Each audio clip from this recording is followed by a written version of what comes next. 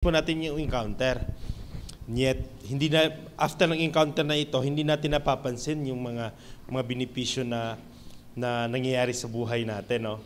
At hindi rin natin siya nabibigyan ng halaga in which dapat yun nabibigyan din talaga natin na itatakil din natin. And then, tuloy-tuloy po yan, hindi lang po natatapos sa encounter po yung buhay natin. Pagkos meron pa po tayong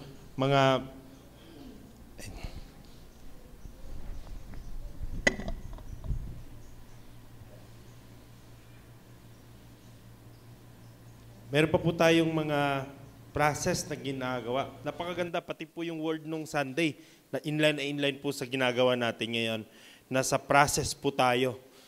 No? After the encounter, meron po tayong ginagawa, meron po tayong DC, then tuloy-tuloy po FS, and then hanggang sa maging life guide po tayo, tuloy-tuloy po yun. Amen. So, babasahin ko pong passage na sa Genesis chapter 33, 1-4 lang po tayo muna. Nakita ni Jacob na parating na si Esau, na may kasamang 400 na tao. Kaya, pinasama niya yung mga anak niya sa mga nanay nilang sina Leah, Rachel, at yung dalawang katulong na naging asawa din niya. Pinwesto niya sa harap yung mga katulong at yung mga anak nila. Kasunod si Leah at ang mga anak niya. Pagkatapos sa likod sina Rachel at si Joseph. Nauna si Jacob sa kanila, tapos lumuhod siya at nagbow ng 7 beses hanggang makalapit siya sa kuya niya. Pero tumakbo si Esau para salubungin siya, niyakap siya nito ng mahigpit at kinis sa pisngi. Tapos, nag-iyakan sila. So, kahit hanggang dyan lang po muna tayo.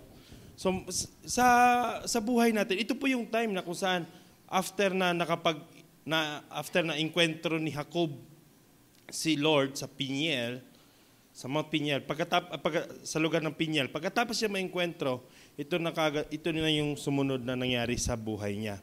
So, bago po niya na-enkwentro, napagplanuhan po niya na makipag-reconcile sa kanyang kapatid. Kasi nasa ano na siya nasa time na siya na patuloy na siya, pinapalago na siya ng Panginoon, pinapa-ascension na siya ng Lord, at gusto na niya makipag-reconcile. And then, sa kanyang paglalakbay, na-enkwentro niya yung Panginoon. No? But ito pa yung matindi. Para makapag-reconcile lang siya kay Esau, marami siya inutos sa mga tauhan niya para magbigay ng peace offering. Mga hayop, may mga 200 na mga kambing, mga tupa, mahigit sa daan-daan po yung mga binibigay niya para lang makapag-peace offering sa kanya. Amen. So sa gabing ito, ano ba yung mga benepisyo na nakuha ni Jacob sa kanyang buhay nung siya ay nakapag-enkwentro sa Panginoon? At sa atin din, ay makukuha din natin at nakuha din natin. Pero hindi natin masyadong napansin. Kaya lang, papansinin natin ngayon. Are you ready? So, unang-unang benepisyo na nakamta ni Jacob ay yung tipong nakita sila ng kanyang kapatid. At ang unang benepisyo na nakuha niya, doon pa lang, nakita nila ang kanilang mga sarili. Yung mga sarili, nakita nila yung mga sarili nila na nakikipagbati sa isa't isa. Nakita niyo yung kwento? No? Nandoon si Esau, pagdating na ni Esau doon, pinront niya sila asawa niya lahat. Pagkatapos, siya mismo lumuhod siya kaagad. So, nakita niya yung kanyang sarili. After na encounter, natutunan niya yun. Nakita niya yung sarili niya na ito na pala ako ngayon. Nandito na pala ako ngayon. Makikipag-reconcile na sa aking kapatid. Amen. So, sino dito yung sa encounter, tinakil po yan, makipagbati tayo, makipag-ayos tayo. Tama ba? Tama? So sa encounter pa lang, binabanggit na natin yung but after nung encounter na yun, hindi natin nagagawa. Sino dito yung after na encounter, nagawa mo yon? Pinuntahan mo yung tao or talagang sinadya mo Mayroon kang hakbang na ginawa para makapag-reconcile? Amen? Doon sa taong nagawa natin ng pagkakamali? By the way, sa mga hindi nakakaalam sa kwento ni Esau at ni Jacob, sila po yung magkambal na kung saan ang panganay po ay si Esau, but kinuha ni Jacob. Dahil ninakaw ni Jacob yung pagiging panganay niya, galit na galit si Esau. So yun yung tumatak kay Jacob.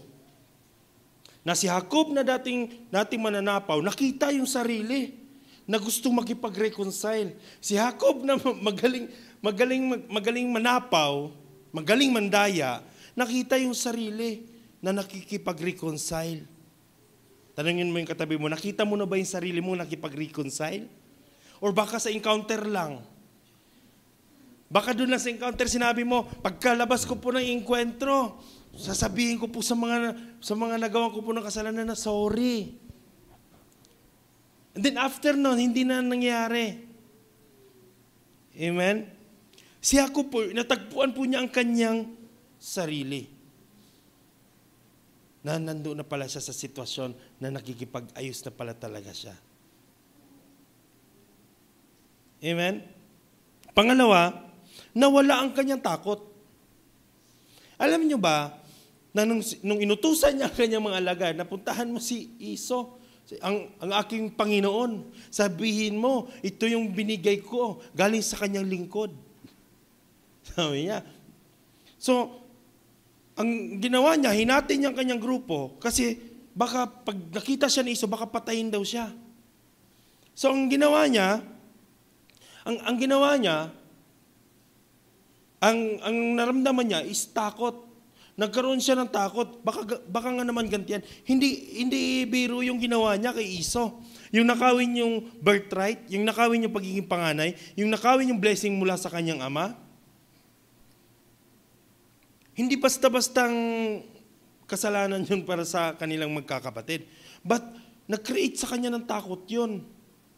But nung na-enkwentro niya si Lord, na-enkwentro niya ang Panginoon during the encounter, nawala yung kanyang takot. No? Anong sabi niya dito sa verse 3? Sabi dito, nauna si Jacob sa kanila. Tapos lumuhod siya. Lumuhod siya at nagbow ng 7 beses. Takot pero hinarap. Amen. So, sa area pa lang na nawala ni takot niya. Nauna daw siya eh. Samantalang bago niya nengkwentro si Lord, lagi niya pinupront yung mga alagad niya, lagi niya pinupront yung mga alipin niya. Nasabihin niyo sa kanya na ito yung peace offering ko. Tapos balitaan niyo ko kung anong response niya. Yun yung lagi nasa isip niya. Tapos, pag binasa mo yung chapter 32 kasi, makikita mo doon na si Jacob, si Jacob, takot na takot siya, baka patayin siya ng kanyang kapatid. Nagkaroon ng takot yung tao. So, sa atin, sa buhay natin, marami tayong mga kinakatakutan. Amen? Tayo, marami tayong kinakatakutan sa buhay natin. Natatakot tayong magkamali. Natatakot tayong mag-fail. Ayaw mong mag-life group kasi natatakot ka, baka hindi ka mag-work. Natatakot ka sa leader mo kasi nakagawa ka ng pagkakamali. Hindi po yun yung nagiging solusyon. Kasi ang takot, nag-create lang sa kanila ng paghihiwalay. Halos 20 years na hindi sila nakikita dahil lang natatakot siya na baka magantihan siya, baka mapatay siya. But during that time ay nawala ang kanyang takot. At ang sabi ng verse 4, pero tumakbo si Esau. Tingnan mo, lumuhod, nagbow, ng 7 beses hanggang makalapit siya sa kanyang kuya. Pero tingnan mo yung nangyari. Pero tumakbo si Esau para salubungin siya. Niyakap siya nito ng mahigpit at kinis sa pisngi. Tapos nag-iyakan na sila. Maling-mali yung pagkakilala niya kay Esau. Sino dito yung mag-agree na lahat ng iniisip mo na kinakatakutan mo ay maling-mali sa tunay na nangyayari? Bigyan ko kayo ng example. Maraming mga life guide member, maraming mga disciple na dahil sa kanilang takot, lahat ng mga pagkakamali nila hindi na nila sinasabi sa kanilang mga leader. Ang nangyayari na lang, bigla na lang silang mawawala. So pag nawala na sila, wala na rin kaalaman yung leader bakit sila nawala. Samantalang ang leader, hindi naman talaga galit. Nag-assume lang sila na galit. Kasi ang pag-assume ay nag-create talaga ng, magbibigay ng distance sa atin. Bawat isa. Akala ko kasi. Yung pag-aakala natin, napapalayo pala tayo sa isa't isa. Yung mga maling akala. Amen. Amen. And then pangatlo, last. Doon sa kanya enkwentro, natuto siyang magpakumbaba. Doon niya natutunan ang umibig at magpakumbaba ng todo. Sabihin mo sa katabi mo, pagpakumbabang todo. Yung pag-ibig, todo din. At yung pagpapakumbaba, todo din. Sabi dito sa verse 8, tingnan ninyo.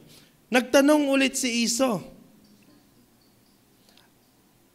Sabi niya dito, yung mga hayop na nasalubong ko, para saan yun?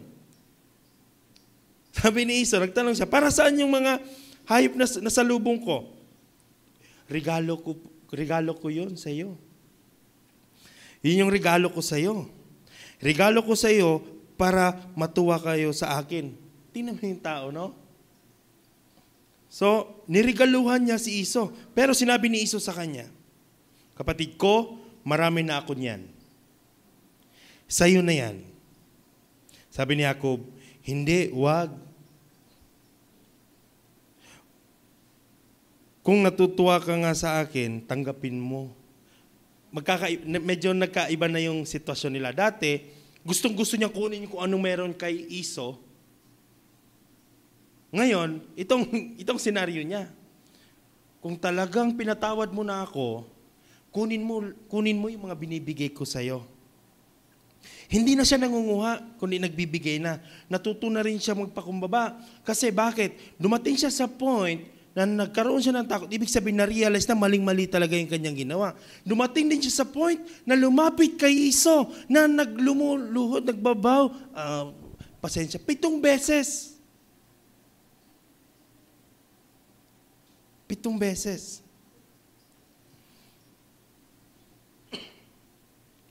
Doon din niya naranasan yung pag-ibig ng isang kapatid. Doon niya naranasan yung pag-ibig na akala niya galit sa kanya, yung pala hindi. Ang akala niya, gustong bawiin ang meron siya, yun naman pala hindi. Ano sabi ni Iso? Sapat na sa akin kung ano ang meron ako. Yung mga puso ng mga kuya. Puso ng mga leader. Maalala niyo sa encounter? Ay sige po, unahin niyo po yung mga delegates. Di bali na po kami mga staff. Unahin niyo na po yung mga delegates. Ay sige, kain na kayo dito. Ay sige po, unahin niyo na po muna sila. Ay matulog na po. Ay sige po, unahin niyo po muna sila. Lahat inuuna. Puso ng mga kuya. Kung ano ang meron ako ngayon, masaya na ako. Yung mga linya ng mga leader, no? Mga member ko, mga disciple ko. Kung ano ang natanggap ko ngayon, masaya na ako. Pero may mga member na mapilit talaga. Sige na. Madalang lang naman kami magyaya ng kape. Sana all. Tanggapin mo na. Kung talagang okay na lang sa'yo, tanggapin mo na. Napakaganda po ng senaryo na to, amen. Ngayon nakita kita, para ko na rin nakita ang mukha ng Diyos. Ay, matindi ito. Kasi, alam mo kung bakit nasabi ni Jacob na, nung nakita kita, para ko na rin nakita ang Diyos? Kasi nung pagkakamali niya sa Diyos. At ang pagpapatawad sa kanya ng kanyang kapatid, ay pagpapatawad na rin mula sa Diyos. Amen. So lahat tayo, may mga kinakatakutan tayo. Lahat tayo, may mga may mga pagkakamali sa sarili natin. But during the encounter, doon niya natagpuan yung kanyang sarili na nagkamali. Doon niya natagpuan din yung sarili niya na takot na pala siya sa buhay niya. Yung pag-alis niya, yung kung papaano siya ginantihan ng pagkakataon, meron siyang gustong mapangasawa, dinaya din siya, naranasan din niya yung mga ginagawa niya. Golden rule. Consequence na kanyang ginagawa. Doon din niya nakita na yung kanyang sarili, nandun na pala siya sa sitwasyon na nagpakumbaba na pala siya. Sa madaling sabi, ang pagbabago sa buhay niya, naka-on process. Amen? Ito yung nakita ko. Hindi tayo nagbago dahil naka-enkwentro natin ang Lord. Bago pa natin may enkwentro ang Lord, may unti-unti na nagbabago sa buhay natin. Nung nakilala pa lang natin si Lord, hindi pa talaga tayo nakapag-encounter sa Panginoon, may unti-unti na nagbabago sa buhay natin. Tapos nung nakapag-encounter tayo sa Panginoon, dun mo na-i-boost lahat na tama nga, ito ang tama kong gagawin. Amen. Ngayon tanongin kita, kapatid, kailan mo huli na-enkwentro si Lord sa buhay mo? Kailan mo huli na-enkwentro si Lord? At kailangan pa ba talaga natin ng enkwentro sa Panginoon kahit na tayo nakapag-encounter na rin sa Kanya? Kailangan pa ba nating ma-enkwentro si Lord? Samantalang na-enkwentro na natin siya? Yes. Kasi kung everyday tayo, na sinasabi mo, tao lang po ako nagkakasala, kailanganin mo si Lord. Kailanganin natin si Lord. Sa nangyayari sa buhay natin, masasabi pa ba natin na hindi mo kailanganin si Lord? Mas lubos na kailanganin natin si Lord. Amen? Biruin mo, sa tagal-tagal na pa, huwag mo na paabutin ng 20 years. Huwag mo na paabutin. Ngayon pa lang, dapat alam mo na. Alam na natin. Sa paglalakbay mo, sa journey mo as a Christian, doon ka magkakaroon ka ng pagkakataon may enkwentro mo si Lord. Hindi lang doon sa gathering na enkwentro ng gathering, katulad ng ginagawa natin. But, pwede mong ma-encounter si Lord everyday nang ikaw lang. Si Jacob nga, na-enkwentro niya si Lord, siya lang. Amen?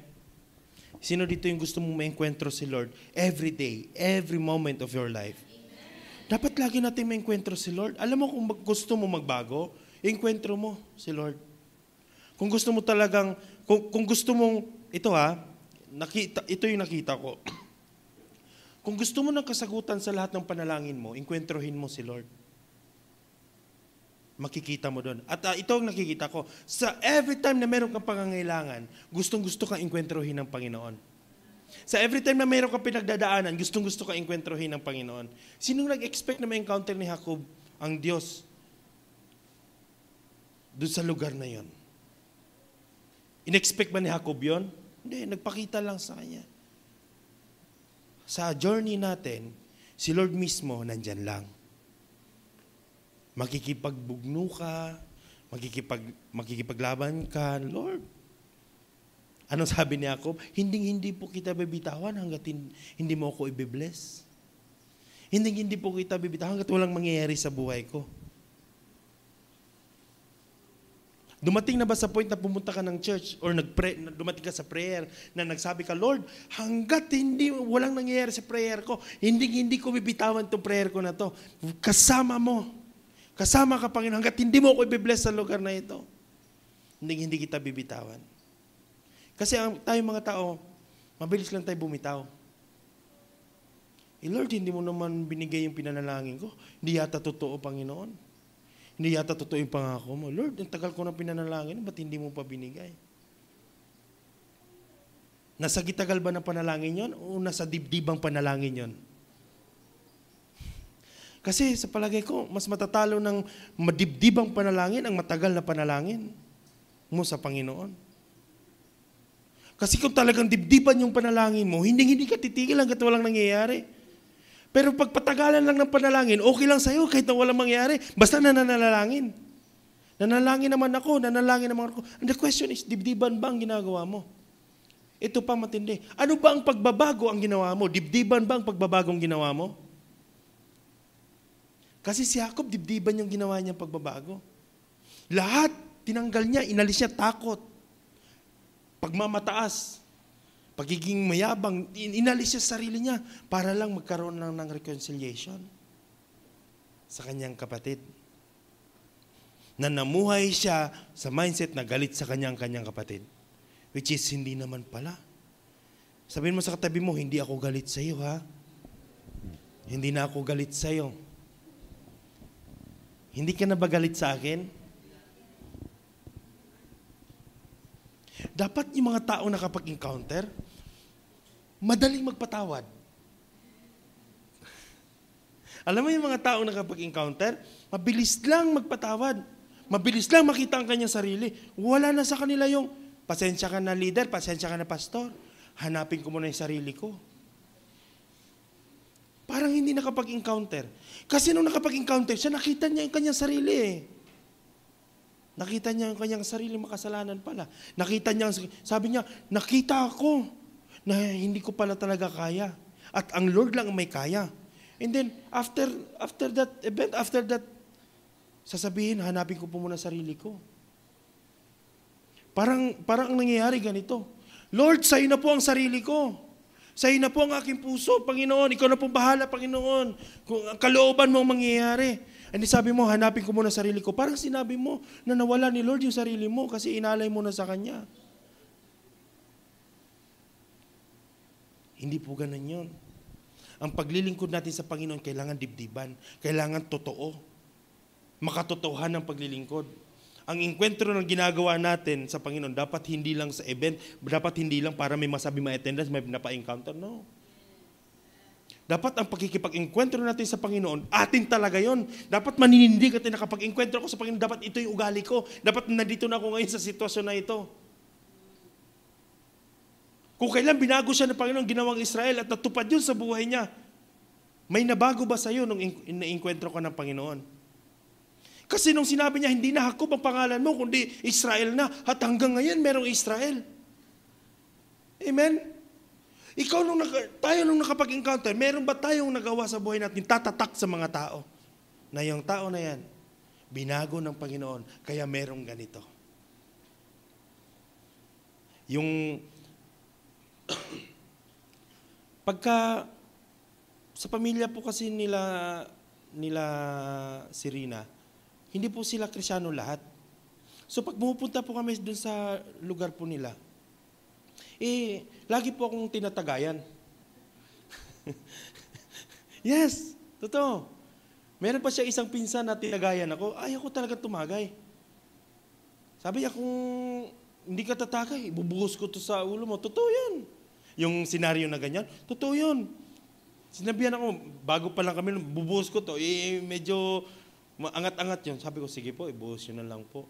Alam niyo ba na yung tao na yon, kung hindi ko lang siya kinausap patungkol sa area, sobrang tagal niya palang nahiya pala siya sa akin dahil hindi nangyari yung gusto niya mangyari sa akin.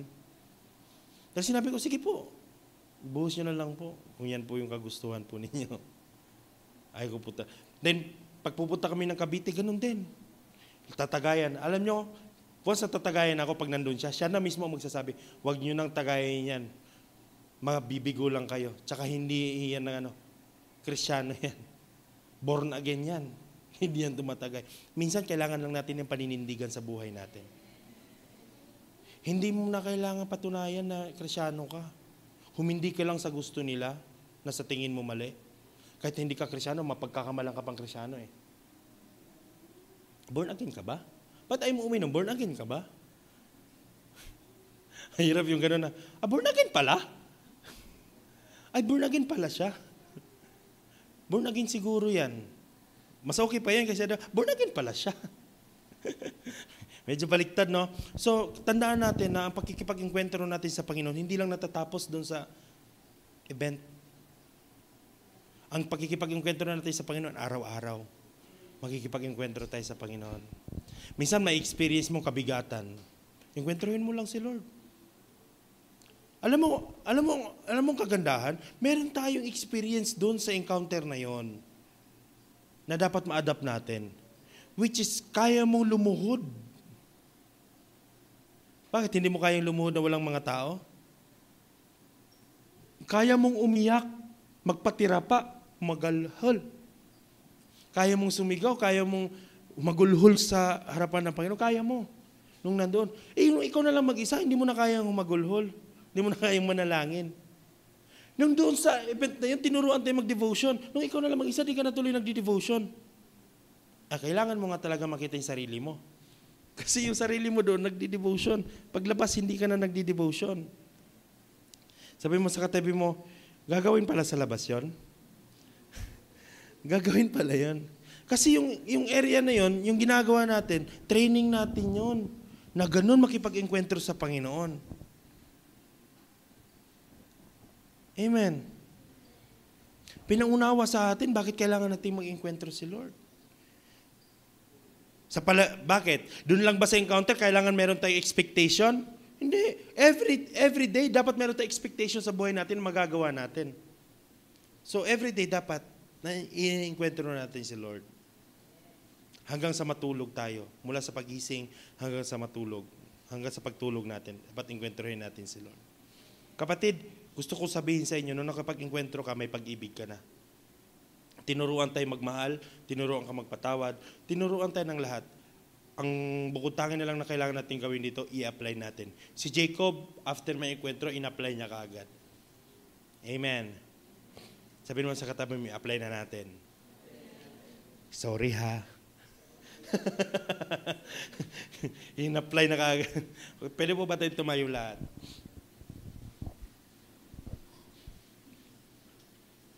Gusto ko sa gabi na ito, pikit ka lang. Wala kang ibang gagawin kundi pipikit ka lang.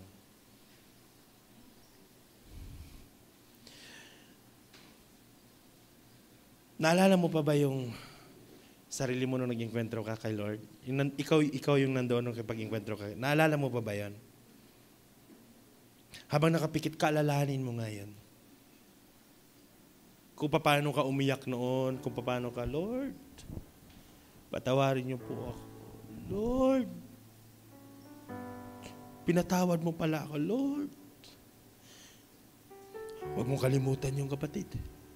Experience mo yun. Baka nakakalimutan mo. Namatay na si Kristo para sa'yo. Habang nakapikit ka ngayon, ano yung tumatak sa'yo? Ano yung nagbago sa'yo? Ano yung binago ng Lord sa buhay mo? Na parang unti-unti na yatang nawawala. After ng encounter, parang gustong-gusto kong wala akong ibang lumalabas sa bibig ko kundi Word of God. Wala akong ibang pinopost kundi Word of God. Ngayon, parang hindi na Word of God yung pinopost ko.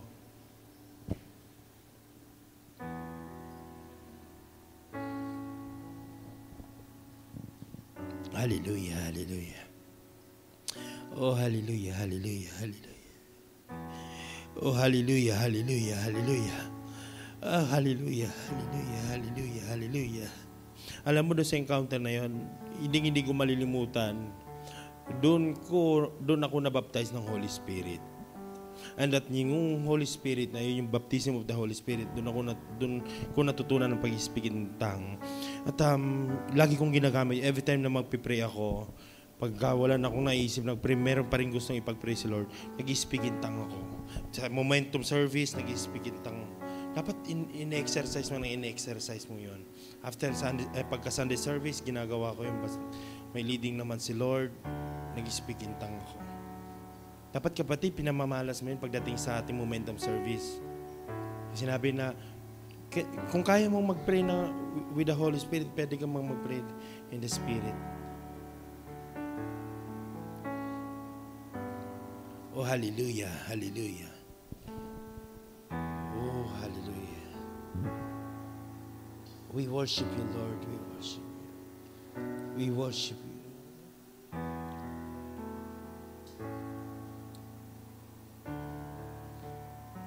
Maraming salamat po, Panginoon, sa biyaya mo, sa pagpapala mo.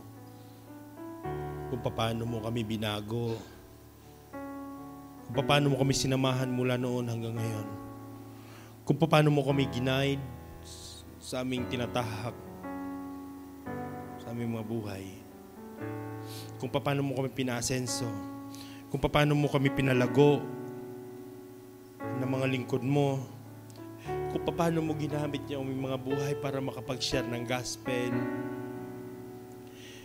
Lahat po yun, experience po namin yun mula sa inyo. Maraming salamat po sa biyaya pinagkaloob niyo sa amin.